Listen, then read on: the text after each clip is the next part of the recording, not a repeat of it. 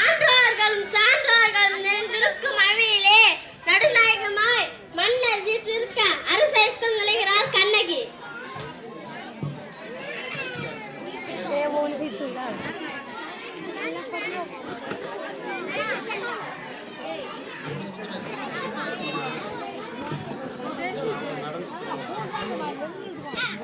போன்ற பெண்ணே, அழுத கண்களுடன் நம்மை காண வந்த காரணம் யார்? உனக்கு என்ன வேண்டும்?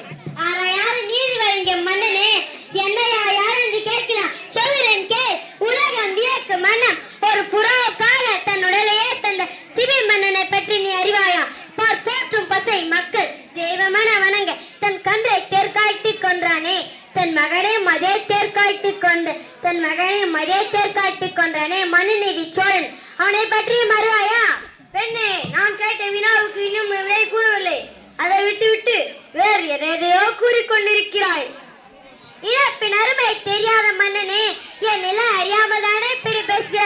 இதுவரை நான் கூறிய பெருமை மிக்க சோழ மன்னர்கள் வாழ்ந்த புகார் நகரமே எனது. அவ்வூரில் பழிலா சிறப்பினுடைய புகழ்மிக்க மாசாத்துவன் மகனாகிய கோலன் என்பனின் மனைவி நான்.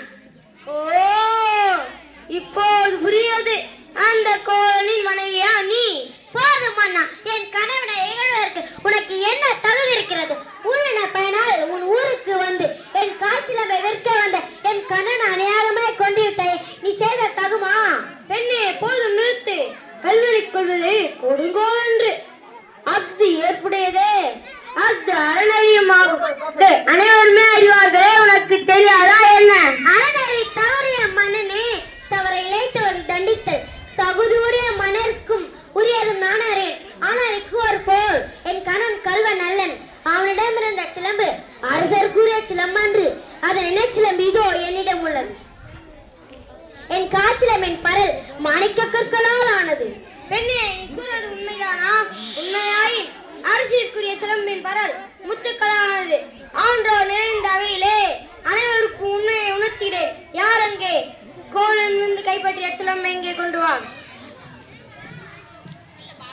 சிலம்பை பெற்ற மன்னர் அதை கண்ணகியிடம் கொடுக்கிறார். பெண்ணே, இதோ உன் கணவன் வந்து கைப்பற்றிய சிலம்பு. கண்ணகி அச்சிலம்பை கையில் எடுக்கிறாள். நீதி தவறாத உன்னை கூலிக்கோள் மன்னனே, ஒரு தவறும் செய்யாத என் கண்ணனை கொண்டது உன் அறநெறிக்கு இருக்கென்று இதோ அமைக்கிறேன் கேட்பார். கண்ணகி அச்சிலம்பை தரையில் போட்டு உடைக்கிறாள். அதிலிருந்து மாணிக்க கல் ஒன்று அரசரின் முகத்தில் பட்டு தெரித்து விழுகிறது.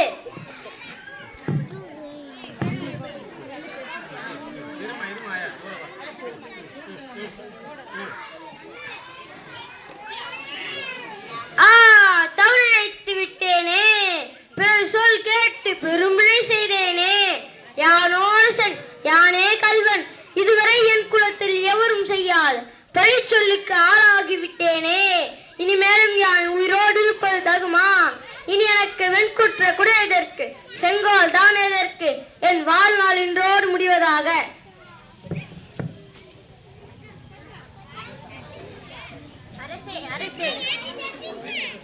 அரசே, அரசே,